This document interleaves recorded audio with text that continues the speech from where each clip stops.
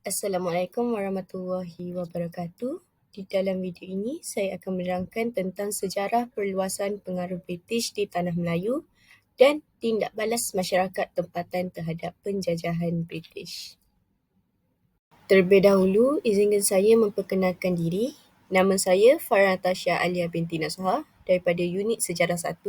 Seterusnya, tugasan ini merupakan tugasan kedua daripada subjek SJHK 3203 iaitu Persembahan, dan pensyarah pembimbing saya ialah Puan Azlina binti Ali. Saya akan memulakan pembentangan saya dengan sejarah perluasan pengaruh British di Tanah Melayu. Baiklah, campur tangan British di Tanah Melayu ini terdiri daripada pelbagai faktor, terutamanya daripada faktor politik. Seterusnya, terdapat 4 perluasan pengaruh British di Tanah Melayu iaitu Perjanjian Pangkor, pembentukan negeri-negeri Selat, pembentukan negeri-negeri Melayu bersekutu dan pembentukan negeri-negeri Melayu tidak bersekutu. Yang pertama ialah Perjanjian Pangkor. Baiklah, latar belakang Perjanjian Pangkor ialah perjanjian ini berlaku akibat daripada ketidakstabilan politik di Perak. Hal ini berlaku kerana Raja Abdullah ketika itu merupakan raja muda yang sepatutnya dilantik menjadi sultan baru di Perak, tetapi tidak menghadiri pengebumian almarhum Sultan Ali dan telah diketepikan daripada jawatan Raja Perak yang baru. Hal ini membuatkan Raja Abdullah tidak berpuas hati.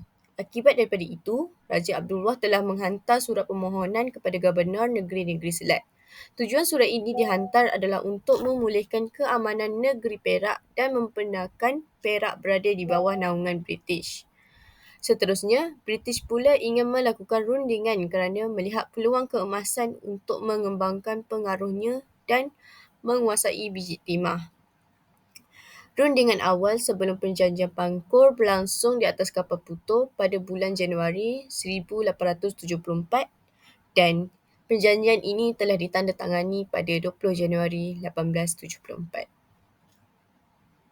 Antara isi kandungan yang terdapat di dalam perjanjian tersebut ialah Raja Muda Abdullah diiktiraf sebagai Sultan Perak. Seterusnya, Sultan perlu melantik residen dan nasihatnya hendaklah diminta dan diikuti dalam semua perkara kecuali perkara yang menyentuh tentang hal agama dan adat istiadat Melayu. Di samping itu, kuasa ekonomi seperti pungutan dan kawalan pentadbiran am negeri ini ditadbir di bawah nasihat residen. Selain itu, pungutan cukai juga merupakan salah satu isi yang terdapat di dalam perjanjian ini. Antara kesan Perjanjian Pangkor ini dibuat ialah berlakunya perubahan struktur kuasa. Hal ini dikatakan demikian kerana pengiktirafan Raja Abdullah sebagai Sultan Perak adalah langkah strategik British untuk mengukuhkan kedudukan mereka dan mengawal politik negeri. Selepas itu, pemindahan kuasa ekonomi. Hal ini membuatkan pembesar Melayu kehilangan kuasa dalam pengumpulan cukai dan pengurusan ekonomi, menjadikan mereka lebih bergantung kepada residen British dan kerajaan negeri Selat. Akhir sekali ialah pengaruh British yang semakin meningkat. Hal ini kerana perjanjian ini menandakan permulaan dominasi British di Perak dan seterusnya di negeri-negeri Melayu lain yang akan merubah landscape politik dan sosial di Tanah Melayu. Seterusnya, kita akan beralih kepada pembentukan negeri-negeri Selat. Okey, baiklah. Negeri-negeri Selat ini terdiri daripada 3 buah negeri iaitu Negeri Melaka, Negeri Pulau Pinang dan akhir sekali ialah Singapura. Terlebih dahulu, saya akan memberitahu tentang latar belakang pembentukan negeri-negeri Selat. Baiklah, pada awalnya, British mula memperluaskan pengaruhnya di Tanah Melayu setelah menandatangani Perjanjian London pada tahun 1824 yang membahagikan alam Melayu antara British dan Belanda. Kemudian, British telah melakukan 3 bentuk pertempatan di Tanah Melayu selepas perjanjian tersebut, iaitu yang pertama, Pulau Pinang telah ditubuhkan pada tahun 1786 oleh Francis Light yang juga merupakan pegawai British yang bertugas di Syarikat Hindian Timur atau lebih dikenali sebagai SHTI. Kedua, Negeri Singapura telah diperoleh daripada Temenggung Abdul Rahman pada tahun 1819 hasil daripada jalinan erat Stamford Raffles dan William Falkenhayn. Yang ketiga pula ialah Melaka telah diterima melalui Perjanjian Inggeris Belanda pada tahun 1824 iaitu Tanah Melayu merupakan wilayah dalam lingkungan pengaruh British. Kemudian, ketiga-tiga negeri ini disatukan dan dinamakan sebagai Negeri-Negeri Selat. Seterusnya, Pulau Pinang telah menjadi ibu negeri pertama negeri-negeri Selat. Namun, selepas Pulau Pinang menunjukkan tanda-tanda keberosatan ekonomi, ibu negeri Selat telah dipindahkan ke Singapura pada tahun 1832 selaras dengan kemajuan dan kepesatan ekonomi Singapura pada ketika itu. Akhir sekali, di bawah pentadbiran British, negeri-negeri Selat telah berada di bawah seorang Gubernur British yang bertanggungjawab kepada Jeneral British di Kalkutta, India. Di samping itu, negeri-negeri Selat telah mengalami masalah dan tuntutan. Penduduk tempatan telah menunjukkan ketidakpuasan terhadap pentadbiran British yang berada di India dan menginginkan pentadbiran negeri-negeri Selat diletakkan langsung di bawah pentadbiran London. Setelah itu, penghantaran banduan dari India telah menjatuhkan imej negeri-negeri Selat sebagai kawasan perdagangan dan telah mendapat banyak bantahan daripada pedagang. Hal ini juga adalah berlaku kerana kekacauan akibat kemasukan imigran Cina tanpa kawalan menyebabkan berlakunya ketidakstabilan. Akhir sekali, pada tahun 1867, selepas desakan perdagangan untuk memisahkan negeri-negeri Selat dari pentadbiran India, kawasan tersebut diangkat menjadi tanah jajahan British dan ditadbir oleh Majlis Perundangan. Seterusnya, kita akan beralih kepada pembentukan negeri-negeri Melayu Bersekutu. Negeri-negeri Melayu Bersekutu pula terdiri daripada 4 buah negeri iaitu Negeri Pahang, Negeri Perak, Negeri Sembilan dan Negeri Selangor. Selepas Perjanjian Pangkor pada tahun 1874, British telah berusaha meluaskan pengaruh ke negeri Melayu yang lain, khususnya Pahang yang kaya dengan hasil bumi. Usaha awal oleh Andrew Clark untuk memujuk Bendahara Wan Ahmad untuk menerima penasihat British adalah gagal dan diteruskan oleh William Jervois pada tahun 1875. Seterusnya, Frederick Weld, Gubernur British di Singapura, berusaha untuk mengembangkan penguasaan ekonomi di Pahang. Pada tahun 1888, pembunuhan Goh Hui memberikan alasan kepada British untuk membuat campur tangan dalam urusan pentadbiran di Pahang. Hal ini kerana ia telah mendesak Sultan Ahmad menerima residen British. Hal ini juga kerana British telah mendakwa bahawa Sultan Ahmad bertanggungjawab terhadap pembunuhan ini. Akibat peristiwa ini, Sultan Ahmad akhirnya terpaksa menandatangani surat penerimaan pada Oktober 1888 dan J.P. Rogers dilantik sebagai residen yang pertama. Negeri Sembilan pula, campur tangan British telah didorong oleh kekacauan dan kekayaan biji timah. Kekacauan yang berlaku adalah disebabkan oleh pergaduhan yang berlaku antara pembesar-pembesar di Negeri Sembilan. Hal ini telah membuatkan suasana politik di Negeri Sembilan semakin keruh. Selepas itu, seorang residen telah dilantik di Negeri Sembilan dan dikenali sebagai Residen Sungai Ujong. Di Selangor pula, campur tangan British berlaku apabila keadaan di negeri Selangor yang tidak aman. Akibat daripada hal ini adalah disebabkan oleh kegiatan lanun dan rompakan yang berlaku di sepanjang pantai negeri Selangor. Selepas itu, kekacauan ini terus berlaku dan membawa kepada pelantikan residen iaitu J.G. Davidson. Pelaksanaan sistem residen ini menghadapi kelemahan. Jadi, British perlu mewujudkan satu corak pentadbiran yang holistik dan lebih mempunyai kuasa kawalan dalam pemerintahan. Oleh itu, British telah mewujudkan sistem persekutuan di dalam pentadbiran negeri-negeri Melayu melalui penyatuan yang dikenali sebagai Negeri-Negeri Melayu Bersekutu. Selain itu, negeri-negeri ini ditadbir secara berasingan tetapi di bawah satu pentadbiran secara persekutuan. Namun begitu, sistem ini telah berkongsi beberapa aspek iaitu dalam aspek perundangan, aspek kewangan, aspek keselamatan, aspek pertahanan dan aspek ditadbir secara seragam. Rancangan pembentukan Negeri-Negeri Melayu Bersekutu ini dibentangkan pada tahun 1892 dan selepas mendapat persetujuan daripada Raja-Raja Melayu, perjanjian telah ditandatangani pada tahun 1895.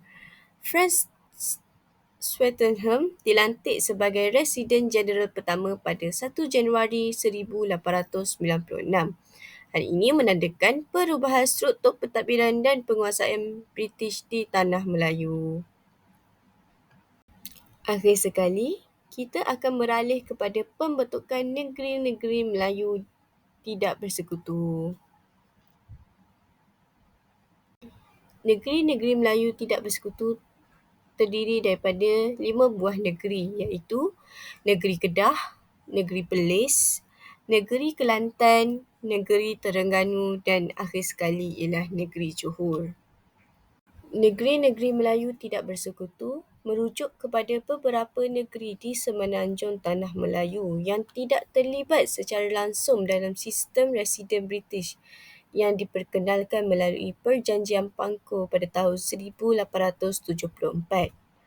Negeri-negeri ini mengekalkan tahap autonomi yang lebih tinggi berbanding negeri-negeri Melayu Bersekutu. Walau bagaimanapun, mereka masih di bawah pengaruh British dalam aspek tertentu, terutamanya selepas campur tangan British yang lebih meluas pada awal abad ke-20. Kemudian saya akan beralih kepada ciri-ciri negeri-negeri Melayu tidak bersekutu. Baiklah, yang pertama ialah autonomi politik.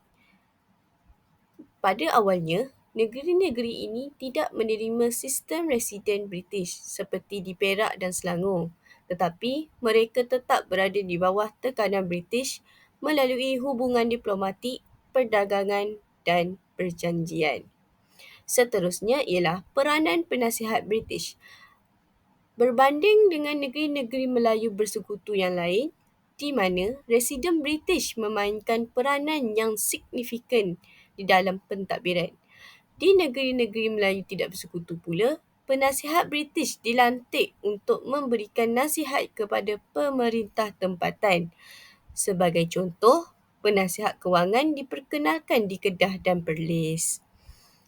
Yang ketiga ialah Perjanjian Bangkok 1909. Perjanjian ini menandakan permulaan pengaruh rasmi British di beberapa buah negeri, terutamanya Kelantan, Terengganu, Kedah dan Perlis. Negeri-negeri ini dipindahkan dari pengaruh Siam kepada kawalan British melalui perjanjian ini. Dan yang akhir sekali ialah Johor. Negeri Johor mengekalkan kedaulatan lebih lama kerana dasar diplomatiknya yang bijak. Tetapi akhirnya, Johor telah menerima penasihat British pada tahun 1914. Baiklah, saya akan beralih kepada topik yang seterusnya, iaitu tindak balas masyarakat tempatan terhadap penjajahan.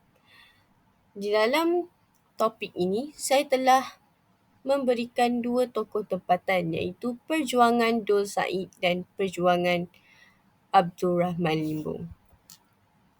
Pertama sekali, saya akan menerangkan tentang Perjuangan Dul Said. Terlebih dahulu, marilah kita sama-sama mengenali serba sedikit tentang latar belakang Dul Said. Baiklah, nama beliau ialah Abdul Said. Beliau merupakan tokoh di negeri Melaka. Beliau juga merupakan keturunan daripada suku Semelenggang. Beliau telah dilahirkan pada tahun 1773 dan telah meninggal pada tahun 1849. Beliau telah dilantik sebagai penghulu Naning yang ke-9 pada usianya yang ke-26 tahun. Antara faktor penentangan Dul Said ialah mempertahankan kemerdekaan Naning terhadap penjajahan British.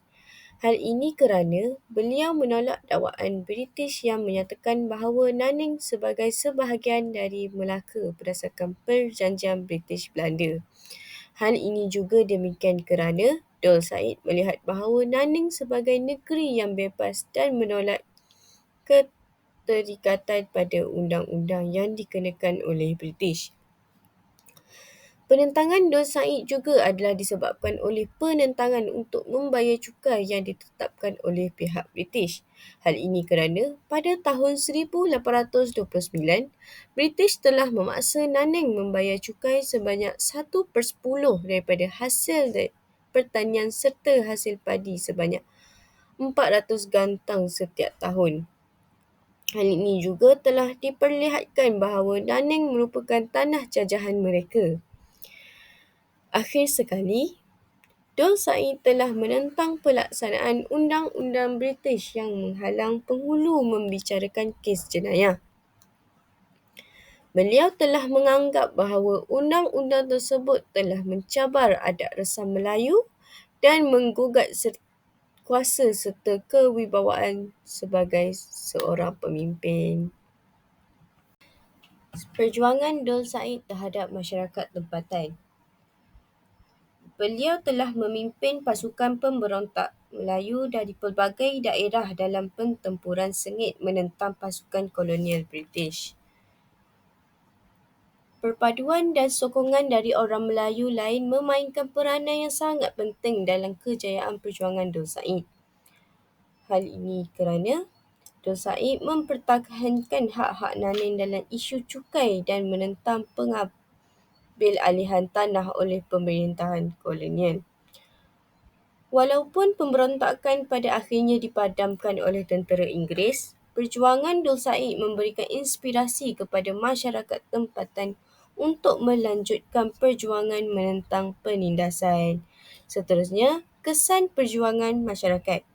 Perjuangan Dul Said merangsang semangat nasionalisme dan kesedaran akan hak asasi manusia.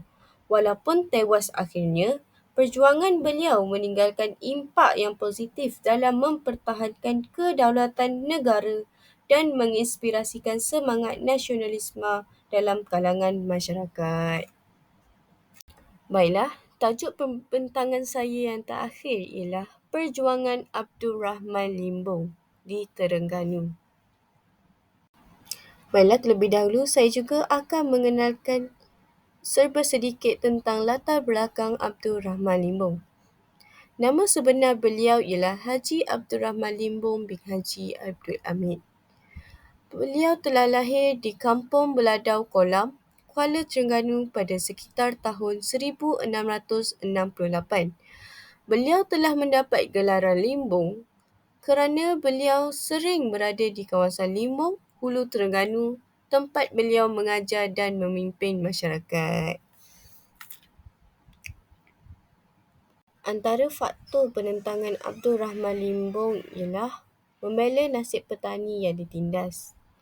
Pihak British telah mengenakan cukai tanah yang dianggap membebankan oleh petani tempatan. Perjuangan ini juga dikenali sebagai kebangkitan tani di Terengganu. Dasar ini menjejaskan kehidupan petani yang majoritinya bergantung kepada tanah untuk sumber pendapatan. Yang kedua ialah hak pemilikan tanah. Dasar British yang memerlukan rakyat untuk mendapatkan lesen tanah dilihat sebagai cubaan penjajah untuk menguasai sumber rezeki rakyat. Abdul Rahman Limbong mempertahankan bahawa semua undang-undang dan peraturan haruslah berdasarkan syariat Islam, bukannya undang-undang penjajah yang dianggapnya sebagai tidak sah dan tidak adil. Dan yang ketiga ialah penyebaran semangat jihad. Beliau menggunakan pengaruhnya sebagai ulama untuk menyemarakkan semangat jihad dalam kalangan rakyat. Beliau telah Hal ini adalah untuk menggalakkan mereka untuk mempertahankan hak dan keadilan menurut Islam. Penentangannya bukan sekadar menolak penjajahan British, tapi juga sebagai satu bentuk jihad untuk menegakkan keadilan dan kebenaran. Penentangan pada 21 Mei 1928 merupakan puncak kebangkitan rakyat Terengganu menentang pihak penjajah. Dalam peristiwa ini, Haji Abdul Rahman Limbong disalahkan sebagai orang yang bertanggungjawab atas pemberontakan tersebut. Oleh kerana itu, pihak penjajah mengeluarkan ancaman untuk menangkap beliau. Untuk meredakan keadaan, Haji Abdul Rahman Limbong telah menyerahkan diri di Istana Maziah. Beliau telah menafikan tuduhan yang mengatakan bahawa beliau yang menjadi penyebab penentangan rakyat terhadap pihak penjajah. Akibat tuduhan tersebut, Haji Abdul Rahman Limbong dihadapkan ke perbicaraan di padang dan disaksikan oleh pegawai Inggeris serta orang ramai. Kursi yang beliau duduki itu menghadap ke arah kiblat. Maka, beliau terus-menerus bersolat sepanjang majlis perbicaraan tersebut berlangsung. Akhirnya, keputusan diambil oleh pihak Inggeris di mana Haji Abdul Rahman Limbong dibuang negeri ke Mekah.